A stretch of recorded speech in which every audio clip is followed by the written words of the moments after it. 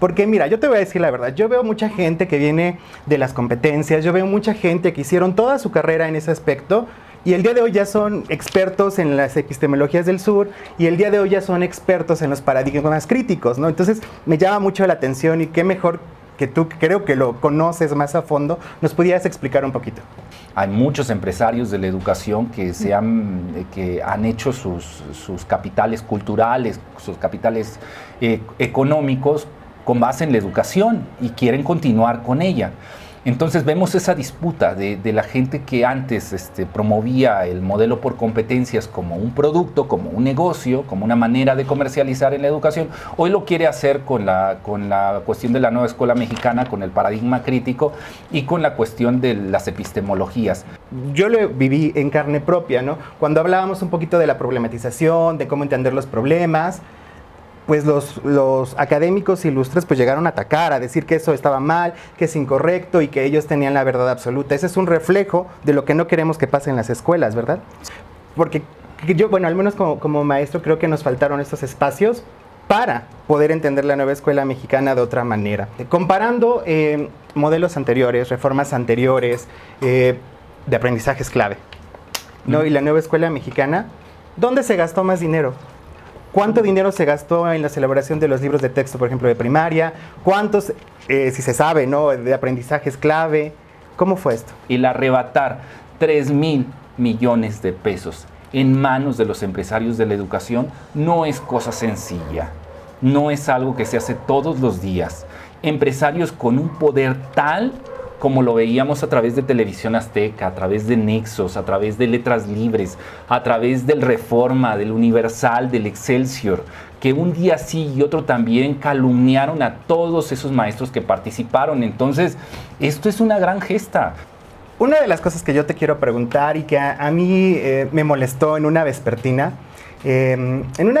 cuando se habló y se le cuestionó a la Secretaría de Educación sobre los programas sintéticos, dijeron que solo eran cambios como de color, ¿no? Cuando yo los revisé con mis maestros en la zona para ver pues qué habíamos hecho en el programa analítico y cómo había cambios en los programas sintéticos, pues se dijo que no. Pregunta, tus libros se elaboraron con base en los programas sintéticos, ¿verdad? ¿Afectó en algo esas modificaciones o no? Hay que decirlo. Han existido muchísimas posturas y ni modo que se enojen, ¿no?, sobre cómo entender el programa analítico. O sea, que si la postura de Laura Frade, que si la postura de Díaz Barriga, de Sergio Tobón, la forma en cómo la concebimos los maestros, los edutubers, ¿qué es en sí el programa analítico?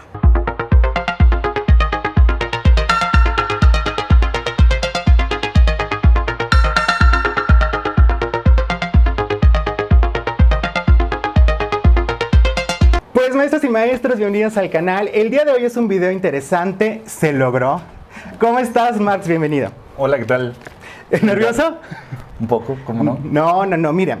Antes que nada agradecerte el espacio, qué bueno que vienes a mi canal, porque tengo aquí, mira, no es mentira, así de hojas de preguntas que los maestros hicieron en Instagram, en redes sociales para ti.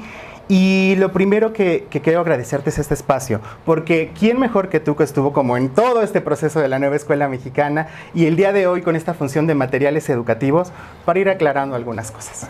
Bueno, lo voy a intentar, ¿eh? Y luego, ¿por qué me pongo nervioso, no? No, te va a ir muy bien, te va a ir muy bien. Y creo que lo primero que deben de conocer, Marx, los maestros, es cuál fue tu función, tu papel a lo largo del Plan de Estudios 2022. Fueron varias etapas. En la primera etapa se hicieron un par de libros, se propusieron 7 libros que se iban a cambiar o se íbamos llegando, y se sacó una convocatoria para modificar los libros de texto con base en el plan de estudios de aprendizaje clave. Ok. Esa fue la primera etapa, entregar a la secretaria, en la entonces secretaria, que era la maestra Delfina, unos libros diferentes a los que se habían planteado en el sexenio anterior. Esa fue la primera etapa. Se entregaron 2 de esos materiales, el libro de español tercero y cuarto, con un modelo muy parecido a como hicimos la nueva familia de libros de texto, con convocatorias abiertas, con participación del magisterio, aunque con los contenidos y el modelo educativo del constructivismo con un perfil en competencias.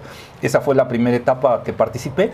La segunda, por indicación de la maestra Delfina, tuve el honor de organizar las asambleas, las 32 asambleas en todo el país, donde se discutió cuál debería ser el modelo de la nueva escuela mexicana, que estaba legislado en la Ley General de Educación, pero que no había aterrizado en un plan de estudios y en unos programas, y menos aún en los materiales educativos. Entonces, en esa segunda organicé las asambleas, estuve como moderador de todas esas asambleas, de las 32. La unidad sistematizó la información que salió en las asambleas para de ahí discutir un borrador que en aquel momento era borrador del plan de estudios y que se fue conformando en el documento que se oficializó en el diario, ¿no?, oficial. Esa fue la segunda etapa digamos, de sistematización, de organización de asambleas. Y tal vez una tercera etapa, la que ya conocen, con base en toda esa experiencia, pues ahora aterrizarla en el material educativo de la nueva escuela mexicana, los libros que hoy todos los maestros, bueno, casi todos, tienen en las manos, de las familias de primaria, de secundaria, de telesecundaria. Entonces, en esas etapas participé de esa manera. ¿Qué hice en esta última? Igual coordiné el desarrollo de innovación, edición de esos materiales con más de 1.900 maestros, bueno, exactamente 1.998 maestros que participaron, en este caso en los libros de primaria, en los 33 de primaria, y el proceso editorial. Entonces esas han sido mis funciones por encargo de ambas secretarias que he tenido el honor de estar trabajando con ellas. Ok. Fíjate que algo que me llama la atención, pues fue algo diferente, ¿no? El hacer asambleas por estado, convocar a maestros, escuchar sus aportes, es algo que al menos yo no conocía. Yo tengo 13 años de servicio, ¿no? O sea, 13 años yo no había visto esa parte. Aquí te quiero preguntar, ¿qué aportes hicieron los maestros que quizás no son muy visibles en el plan de estudios, en los libros de texto? ¿Qué te decían? Bueno, híjole, aquí va la parte anecdótica y la parte dolorosa, ¿no? Las asambleas son ejercicios democráticos muy importantes. Tenían que ser asambleas, ¿verdad? Okay. No podían ser foros, no podían ser congresos, debían ser espacios abiertos, horizontales, donde los que asistieran pudieran compartir sus ideas sin prejuicios y entrar en un análisis dialéctico, no en una discusión, en una disputa entre todos, entre los saberes de cada uno de las personas, de los participantes. Ahora ya pensando en lo que quedó fuera, en las deudas que quedamos de esas asambleas, sin duda, educación física.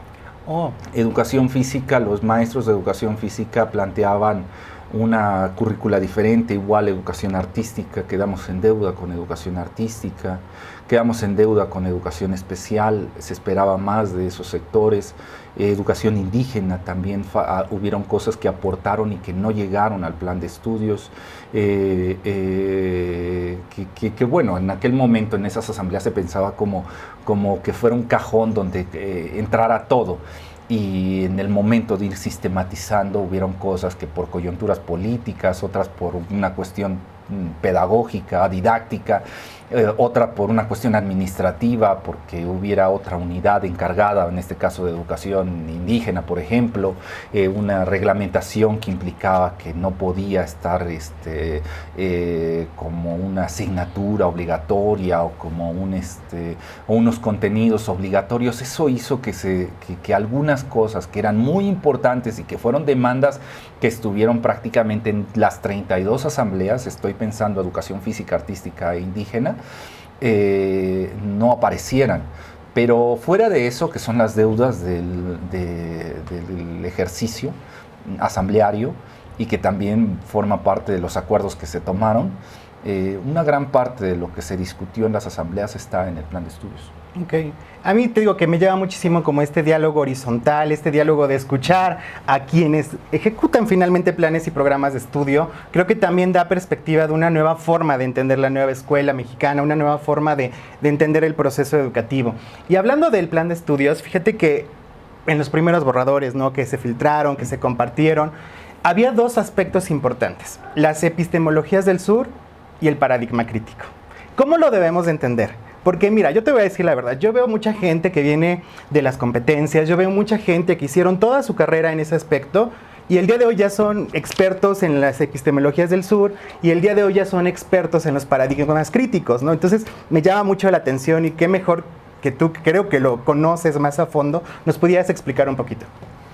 Sí, debemos entender que la nueva escuela mexicana parte, y lo veíamos en las asambleas, como un contradiscurso ante un modelo educativo hegemónico. Lo diré más claro, ¿no? O sea, un discurso anticapitalista. O sea, se analizaba que los modelos anteriores estaban centrados en una cuestión de productividad, en una cuestión heredada del ámbito mercantil, con un discurso gerencial, en donde debía cambiarse la educación. No podíamos seguir entendiendo a la educación como un negocio. Claro. Entonces, la nueva escuela mexicana inicia en las asambleas frenando aquellas políticas que veían a la educación como un negocio. Pero en esa disputa, los discursos, por un lado, de aquellas epistemologías que buscaban unas maneras diferentes de generar el saber sin que se convirtiera en una cosa o se fetichizara, se convirtiera en un producto o se buscara una enajenación del sujeto por el conocimiento, entraron ciertos discursos a la cuestión, sin duda, la pedagogía crítica, las epistemologías del sur, la filosofía de la emancipación, de la liberación, o sea, varios discursos teóricos entraron en la discusión en las mismas asambleas. Lo dices bien, Edgar, hoy están tratando de tirar la nueva escuela mexicana, de jalarla hacia el centro para convertirla una vez más en un negocio. Hay muchos empresarios de la educación que han hecho sus capitales culturales, sus capitales económicos con base en la educación y quieren continuar con ella. Entonces vemos esa disputa de la gente que antes promovía el modelo por competencias como un producto, como un negocio, como una manera de comercializar en la educación. Hoy lo quiere hacer con la cuestión de la nueva escuela mexicana, con el paradigma crítico y con la cuestión de las epistemologías. Para poner dos elementos que todo maestro debe entender, o sea, muy sencillitos, podemos profundizar más, Edgar, ¿no? Pero digamos, para dejar en la mesa dos elementos que debemos contemplar para evitar que se convierta esto en un negocio. Uno, el paradigma crítico aplicado en la nueva escuela mexicana y en la ley general implica que la educación debe transformar las realidades de los sujetos. Okay. Esa transformación implica el reconocimiento de la realidad, el reconocimiento de lo que está sucediendo en el territorio y la búsqueda de emancipar a los sujetos que ahí participan de los sistemas de opresión que hay en ese territorio. Entonces, eso por parte de la cuestión del paradigma crítico, de la pedagogía crítica. Por parte de las epistemologías del sur, la cuestión de las ecologías de los saberes, la ruptura del pensamiento único, que no se busca una cuestión enciclopédica, positivista, donde el Estado o el especialista genera un discurso único que someta a las personas, en donde el sujeto, como si fuera una caja vacía, va a la escuela a aprender, a ser colmado de aquella información.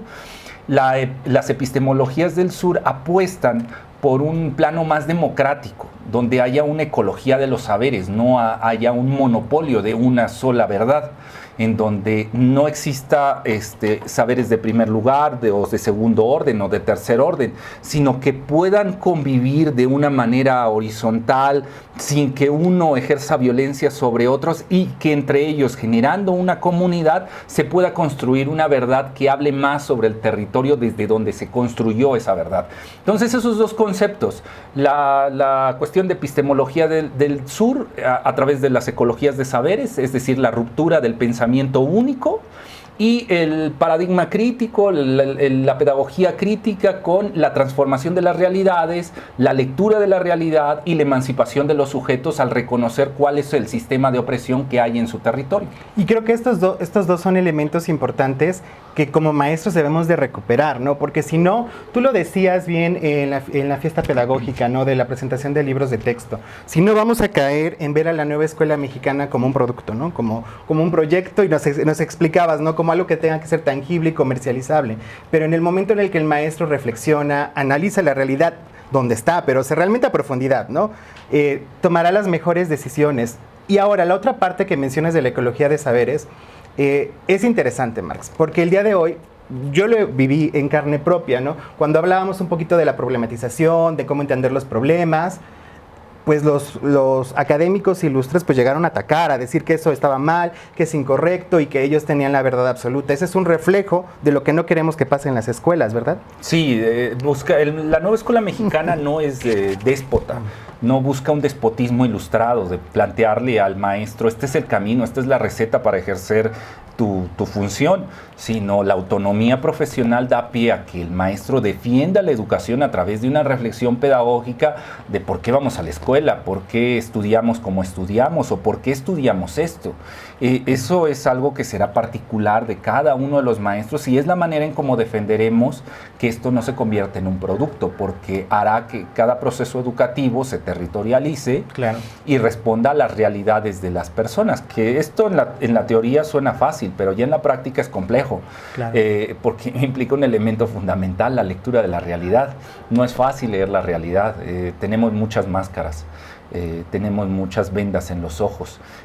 Los roles sociales, la clase social en la cual participamos espera algo de nosotros. No somos maestros y tenemos que hablar de determinada manera, debemos comportarnos de determinada manera, tenemos ciertos hábitos porque nos identifican como una clase social, como un gremio, el gremio magisterial.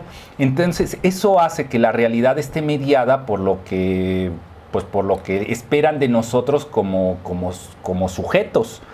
El quitarnos esas máscaras y empezar a leer la realidad desde otras perspectivas será complejo, porque primero tendré que identificar cuáles son las máscaras que poseo o las vendas que tengo en los ojos que me impiden ver la realidad.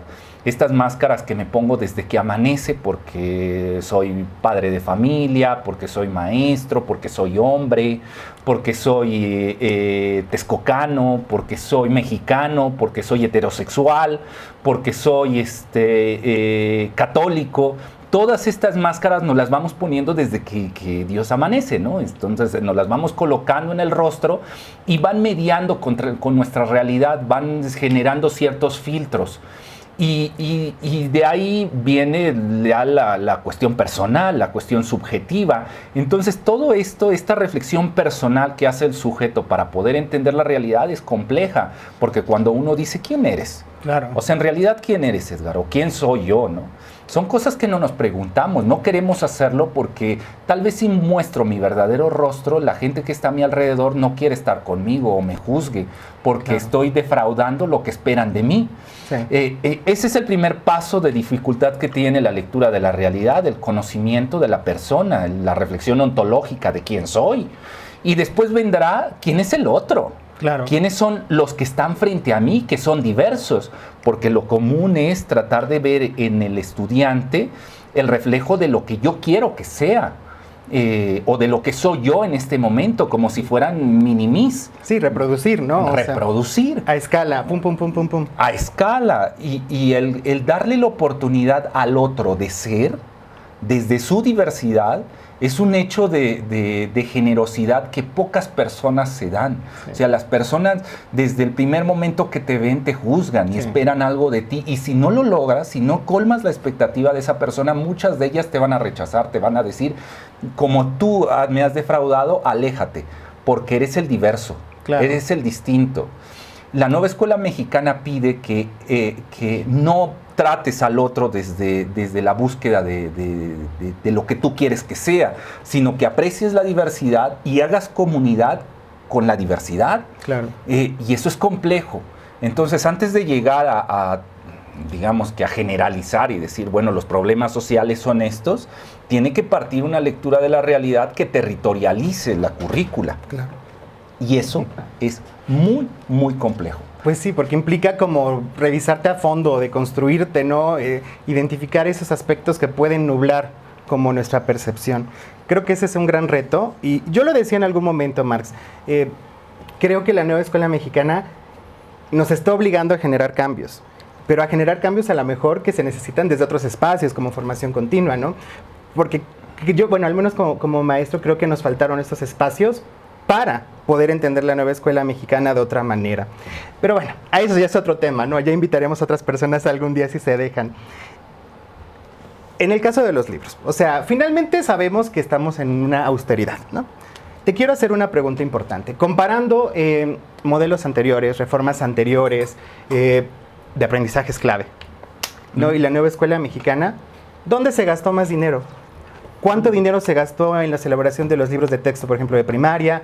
¿Cuántos, si se sabe, ¿no?, de aprendizajes clave? ¿Cómo fue esto? Híjole, son temas dolorosos, porque al final pues representas a una institución y representas su historia. Y saber que un programa que inicia con Torres Bodet en los años 60 y con Martín Luis Guzmán, con todo el ánimo de democratizar el acceso a la información, con todas las ideas que venían del Ateneo de la Juventud, ahí vertidas en esa generación de los contemporáneos que va a impulsar esos libros, que acaben en un negocio, es muy doloroso. Digamos que para tocar un punto así generales, ¿no?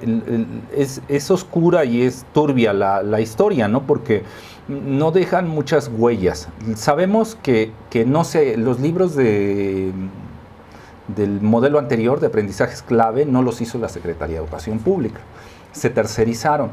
Se contrató a través de un organismo internacional que ellos a su vez contrataron a especialistas que hicieron los libros de texto. Okay. En el caso de primaria. En el caso de secundaria, pues todos lo sabemos, los hicieron editoriales, la Secretaría hizo ciertas evaluaciones para decir cuáles de esos materiales eran los más adecuados y después, al parecer, de manera libre, cada maestro escogía los mejores libros que se ofrecían del ámbito editorial y después se compraban.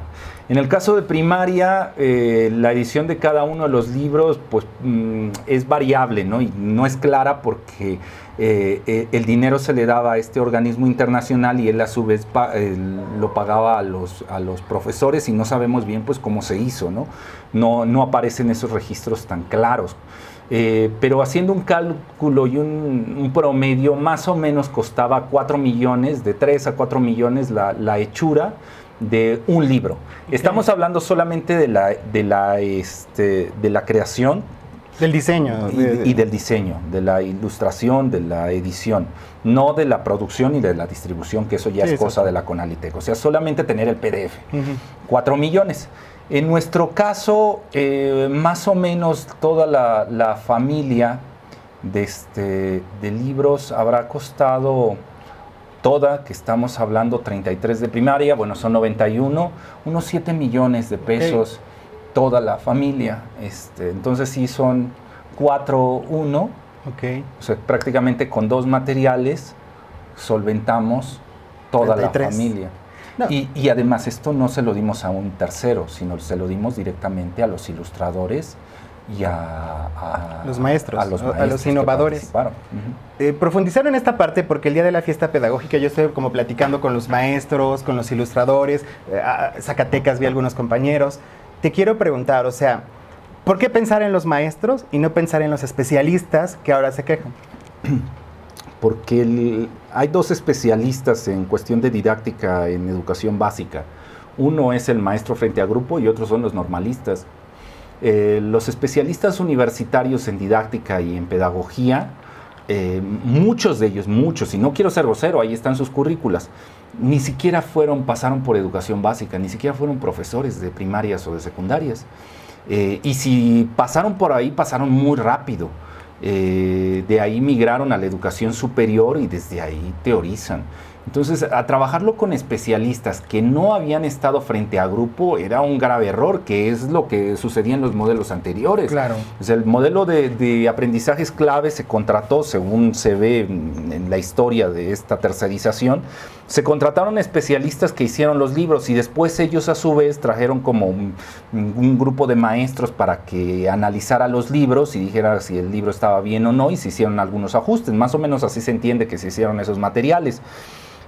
Nosotros lo hicimos al revés, o sea, dijimos, si el especialista, el que está todo el día en aula, el que sabe qué es lo que se requiere es el maestro, ¿por qué no lo diseña él? Claro. Y que después venga el especialista a ver los contenidos y si hay alguna incongruencia, pues que se hagan los ajustes. Entonces le dimos la vuelta buscando que el libro tuviera un mayor impacto, una mejor recepción por parte del magisterio y, más importante, que resolviera lo que pasa en las aulas, que no solamente fuera un gasto en donde son 3,000 millones que tiramos a la basura año tras año, solo por ejercer el presupuesto, sino que aquellos libros, pasara como en los años 60, fueran una de las grandes herramientas del magisterio. Algo que veíamos en las asambleas que nos decían los maestros era, pues yo los libros de texto lo tengo como un material secundario. O sea, yo tengo mis materiales que son los que me sirven pero ya el libro de texto no me ayuda mucho, entonces yo se lo dejo a los estudiantes de tarea. Y decía, bueno, pero si esto es una gran conquista social, muy pocos países en el mundo, muy pocos, se dan el lujo de tener libros de texto gratuitos. Muy pocos países en el mundo diseñan libros de texto. O sea, el gobierno se lo dejan a las... O sea, nosotros somos un país privilegiado que hemos hecho esta gran conquista social.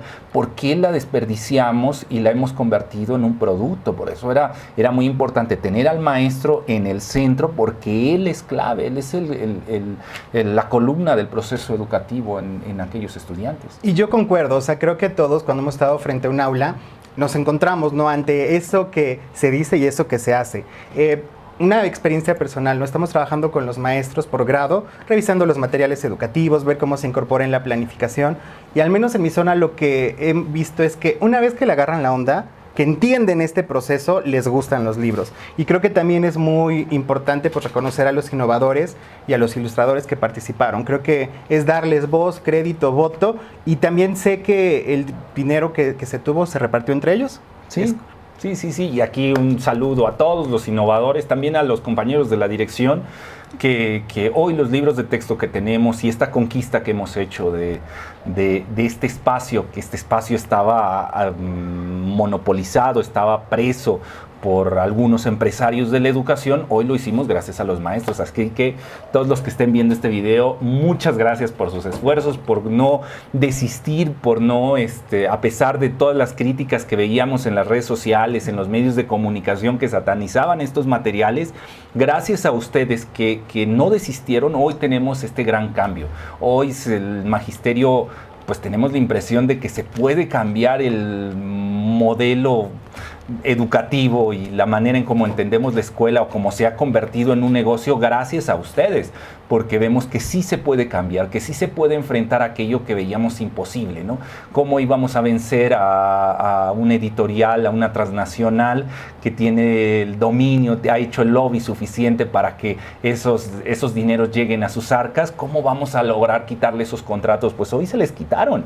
Hoy los libros de texto es un patrimonio nacional, un patrimonio de ustedes, y muchas gracias, porque sin ustedes no lo hubiéramos logrado. Sí, no, yo creo que esa parte es importante, y también qué bueno que se hizo el evento de la fiesta pedagógica, ¿no? O sea, el conocer, el ver caras, ver que son personas de verdad, que no digan los hizo Marx, ¿no? O sea, son maestros literal que los hicieron, me parece súper importante, un gran acierto, ¿no? Hacer pedagogía desde abajo, desde los que están en el aula, es interesante. Y antes de la pregunta, no sé si te diste cuenta que no hubo presentación de libros. Hubo presentación de personas, claro. Que eso también es darle un giro. Sí. Anterior se presentaban las familias y aquí están. ¿Quiénes fueron los autores? ¿Quién sabe? Seguramente se llegaron un buen contrato y estarán contentos en su casa. Claro. Pero en este caso no era una cuestión de un negocio, sino eran personas que habían dejado su corazón en estos materiales. Entonces fue muy lindo que en lugar de presentar unos libros, presentamos a unas personas que habían hecho esos libros. Así que otra vez más, esto ha sido una gran conquista. realista. Yo sé que hoy los medios de comunicación no lo van a valorar, ni tampoco los especialistas. Ya saldrá alguno que dirá que la educación es un camión viejo, que no debieron cambiar el motor, sino debieron cambiar las condiciones.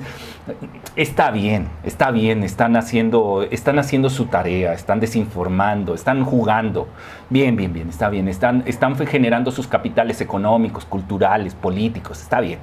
Pero en un futuro se estudiará esto y verán cómo en el 2022, en el 2023 hubieron maestros valientes que, a pesar de todas las dificultades, vieron esta área y se lanzaron a lograr hacer esta gran conquista. Entonces, maestros, creo que ustedes 500 que salieron publicados, casi 500 que se publicaron, créanme que en la historia de las reivindicaciones que ha estado encabezando el magisterio, ustedes ya están en una hoja más, porque esto fue una gran lucha social, fue una conquista. El arrebatar 3,000 millones de pesos en manos de los empresarios de la educación no es cosa sencilla, no es algo que se hace todos los días. Empresarios con un poder tal como lo veíamos a través de Televisión Azteca, a través de Nexos, a través de Letras Libres, a través del Reforma, del Universal, del Excelsior, que un día sí y otro también calumniaron a todos esos maestros que participaron. Entonces, esto es una gran gesta. Hoy no lo van a aceptar los medios de comunicación, dirán, ay, los libros están mal diseñados, ay, son comunistas, ay, promueven una hipersexualidad, una hipersexualización. Eso es mentira, eso es una calumnia. En un futuro se estudiará en México y fuera de México el gran logro, la gran conquista que hicieron. Así que muchas felicidades. Una de las cosas que yo te quiero preguntar y que a mí me molestó en una vespertina, cuando se habló y se le cuestionó a la Secretaría de Educación sobre los programas sintéticos, dijeron que solo eran cambios como de color, ¿no? Cuando yo los revisé con mis maestros en la zona para ver pues qué habíamos hecho en el programa analítico y cómo había cambios en los programas sintéticos, pues se dijo que no. Pregunta, tus libros se elaboraron con base en los programas sintéticos, ¿verdad? ¿Afectó en algo esas modificaciones o no? Qué cosas pregunta este hombre, ¿eh? Por suerte tenemos una autonomía profesional. Y tenemos una territorialización de la currícula, es decir, el programa analítico no es más que la territorialización del programa sintético. En este hecho de traducción, porque hay una traducción de un programa sintético a una realidad, hay un juego de traducción, lo mismo pasa en los libros de texto. Okay. Hay un juego de traducción, se traduce la currícula en algo real, tangible, como son los proyectos que abordan ciertos contenidos a través de una territorialización, ¿no? Entonces, desde un punto de vista teórico, no afectaron esos cambios. Okay. O sea, a pesar de, con todas estas salvedades que estoy diciendo, los libros de texto se ajustan hacia el programa sintético. Pero bueno, pudo ser un malabar menos violento. Okay. Entonces, sí, también entender que el plan de estudios, la nueva escuela mexicana intenta ser un paradigma educativo, o sea, apuesta a ser un macromodelo, a eso aspira, y algo base que va a tener este macromodelo, si llega a ser de este plan de estudios, es que nunca estará terminado. Okay. Esto que estamos hablando de la programación analítica, de la territorialización, de la autonomía profesional, hará que en cada momento se vaya modificando ese plan de estudio, se vaya adaptando a las diferentes realidades. Por eso tan importante la lectura de la realidad que decíamos hace un momento, ¿no? Eso da pie a que los cambios no pasa nada, ¿no? Pero sí pudo ser un malabar menos violento. Sí, yo creo que, en el Consejo Técnico anterior nos presentaron una forma de utilizar los libros de texto, que más adelante vamos a platicar, y entonces cuando se revisaba, pues encontrábamos como esta visión, ¿no? Esa forma de cómo utilizar los diferentes materiales educativos. Y tocaste un tema interesante, Max, porque mira, hay que decirlo, Han existido muchísimas posturas y ni modo que se enojen, ¿no? Sobre cómo entender el programa analítico. O sea, que si la postura de Laura Frade, que si la postura de Díaz Barriga, de Sergio Tobón, la forma en cómo la concebimos los maestros, los edutubers, ¿qué es en sí el programa analítico? O sea, explícanos así como con manzanitas para que yo te entienda. Ahí va la interpretación, o sea, ya esto se está convirtiendo en hermenéutica clásica, ¿no? O sea, ya estamos haciendo interpretación de un texto y cada jurista tendrá su interpretación de aquella reglamentación que es el plan de estudios. Ahí va la mía, ¿no? Ok, va. El programa analítico es la territorialización del programa sintético. Okay. Esa es la interpretación que hago conforme al plan de estudios y conforme a la Ley General de Educación a través de la Nueva Escuela Mexicana, conforme a la formación de un estudiante crítico, conforme a la dignificación del magisterio que está en todo esto ahí. Trataré de explicarlo un poco más. En el programa sintético tenemos ciertos contenidos generales, ciertos contenidos nacionales, que no han sido territorializados, a lo más han sido contextualizados hacia las necesidades de un país en cuestión del dominio de ciertas asignaturas. Pero lo que pasa en cada territorio, y entendamos ese territorio como la apropiación del espacio que hacen las personas, todos nosotros estamos en espacios diferentes, donde convivimos como hecho tangible, donde caminamos, y ese espacio se construye a través de nosotros, porque nosotros hacemos de él ciertas cosas particulares. Ese espacio, cuando subjetivamente el sujeto se apropia de él y que le da cuenta de él y no podemos diferenciar el espacio del sujeto y decimos, claro, aquí hay poblanos y aquí están los poblanos, y ambos en ese cruce del espacio se hacen costumbres, se hacen hábitos, se hacen un montón de cosas que tienen que ver con las dinámicas del día a día. Bueno, en ese momento se convierte el espacio en un territorio, porque se han apropiado las personas de él. Bueno, pues cuando se reconoce ese territorio, desde ahí se territorializa la currícula, en este caso el plan sintético, que son solo contenidos nacionales, contenidos contextualizados, se aterrizan al territorio de cada uno de esos sujetos y de cómo lo han construido. Eso es el programa analítico, la territorialización de lo sintético. ¿A través de qué? A través de una lectura de la realidad. Una lectura de la realidad que da cuenta de las personas que habitan esos espacios y de esos espacios territorializados. Entonces es un cruce muy interesante el que propone la Nueva Escuela Mexicana, de bajar de la esfera de la utopía, del positivismo, del universalismo, hacia el plano real, el plano de la vida cotidiana, el plano de cómo las personas hacen suyo los espacios, y desde ahí completar la currícula. Por eso hay un codiseño, porque el codiseño que se está planteando a través de los programas sintéticos solo está contextualizado. Okay. Falta dar cuenta del multiculturalismo, y eso solo se podrá hacer a través de la territorialización de él. Ok. Entonces podríamos decir que el programa analítico no es este proceso, claro, ¿no? Donde como escuela, como maestros, vemos estos contenidos que a veces están tan distantes. Sí. Y con las dinámicas de nuestra forma de enseñar, porque eso también es importante, de las familias, de las dinámicas que tienen cada una de las instituciones, buscamos la mejor opción para abordarlos, ¿no? Organizarlos, porque en los consejos técnicos se buscaba una organización de contenidos, sugerencias de evaluación a través de nuestras experiencias. Es como hacemos eso nuestro, lo quiero entender así. Sí.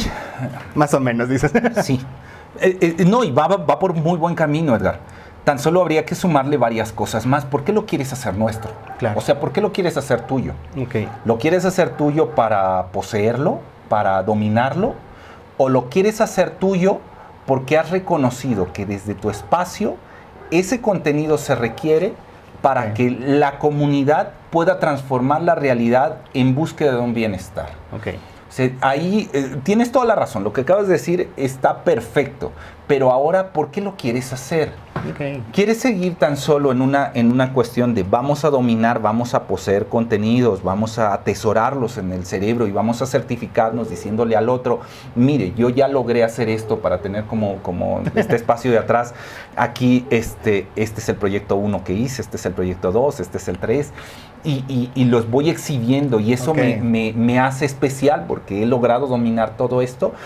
O este desarrollo, esta planificación me ayudó a mí para entender mi territorio, ver qué problemas hay en ese territorio, cuáles son las cosas que nos detienen como comunidad para crecer, y entonces el contenido se pone al servicio de esa comunidad para la resolución de problemas. Ok.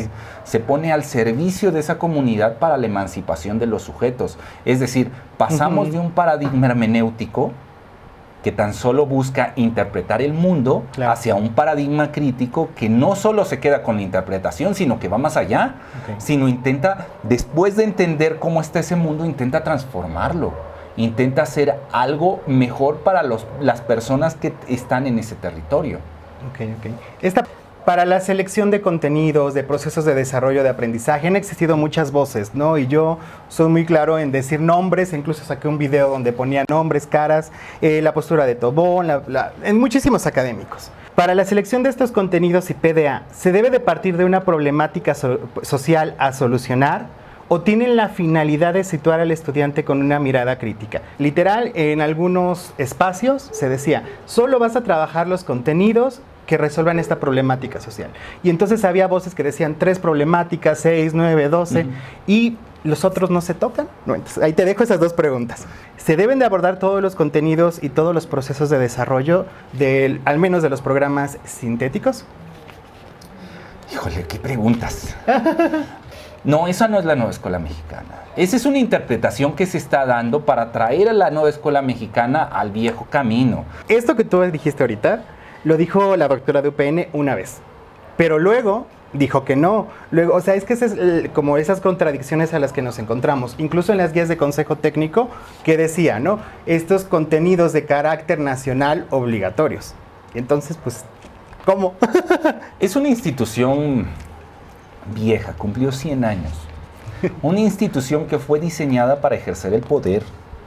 Sí, y eso lo veíamos en las asambleas, están ahí las horas en YouTube. Estamos ante una institución que fue diseñada para ejercer el poder para la formación de cierta ciudadanía. En la sesión pasada de Consejo Técnico aparecieron unos textos que nos dieron como un poquito de orden, norte, orientaciones, que son las posibilidades de uso de los libros de texto gratuito.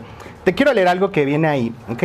En el documento Posibilidades de los usos de libros de texto gratuito, página 4, fase 3, dice: la educación se vive y se experimenta como proceso, acción, práctica, fenómeno, dimensión, plano, forma, hecho, acto, marco, derecho. La complejidad desde donde se le puede abordar pareciera inconmensurable e inefable. Por ello, para responder a este abordaje, es indispensable situar y posicionar una mirada crítica que genere una lectura de las diferentes realidades y que tienda a las problemáticas del mundo actual. La pregunta que te quiero hacer es la siguiente. Cuando menciona atienda, ¿significa resuelva o signifique que se sitúe en el análisis? La nueva escuela mexicana no aspira a eso. Entonces, cuando obligamos a que los proyectos deben de resolver algo, estamos otra vez jalándola hacia la vieja escuela mexicana, decir, es que debemos de hacer algo con esto. La respuesta que doy es, no tiene que convertirse la nueva escuela mexicana en algo eficiente, en algo funcional, en algo que tenga eficacia. Esto no es calidad educativa. ¿Ya sigues este canal? Ahora te invito a que busques y sigas a Edgar Valladares en todas sus redes sociales como Instagram, Facebook y Twitter. Vas a encontrar material exclusivo en cada una de ellas. Y si ya lo haces, ¡felicidades! Eres parte importante de esta comunidad. ¿Sabías que al hacerte miembro obtienes más beneficios? Uno de ellos es que tus dudas serán atendidas con un trato más personal. Solo dale clic al botón de unirse, escoge el nivel que más prefieras, selecciona tu forma de pago y listo, así de fácil. Recuerda, juntos por una mejor educación.